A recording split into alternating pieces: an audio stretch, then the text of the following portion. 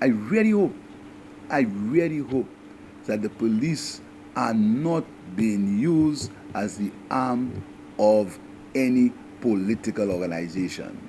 I support the police. The police have to be independent, and the police have to do their duty without fear or favor.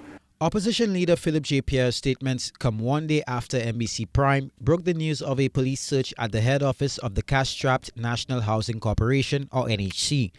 Staff arrived at the South office Monday morning after a few weeks' absence to facilitate remedial works to find that all the locks had been changed. And without explanation, they were called to a meeting with 3 police officers later that morning. There they were informed that of an ongoing investigation. All filing cabinets and other documents were removed from the office, as well as computers and NHC email analyzed for, among other things, deleted files. And while the subject of the investigation has not been identified, MBC Prime has been reliably informed that the vehicle of one staff member was also searched. Incidentally, the staff member was identified as among the most vocal during a meeting with Line Minister Guy Joseph convened by the NWU last week amid myriad issues there. Suggestions, however, have been that the operation was instead targeted at deleting rather than recovering information. According to the criminal code, I think section 222, that anyone who willfully enters into any premises to destroy or to deface or to withhold evidence that may have a bearing in any investigation is committing a criminal offense that is punishable by imprisonment of 7 years. I do not know the circumstances surrounding the police search on the NHC. I do not know whether there was a warrant. I don't know whether the search was aimed at particular persons.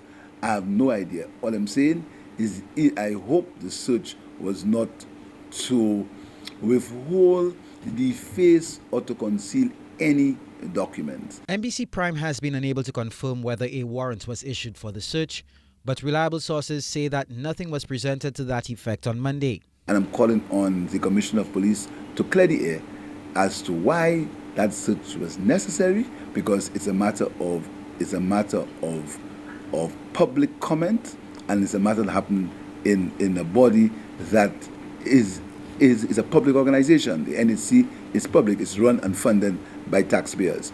So if there is any evidence or if there is any suspicion that there is something wrong at the NHC, I think the police should make a statement as to whether the seizure of these documents was for an investigation or for any other purpose.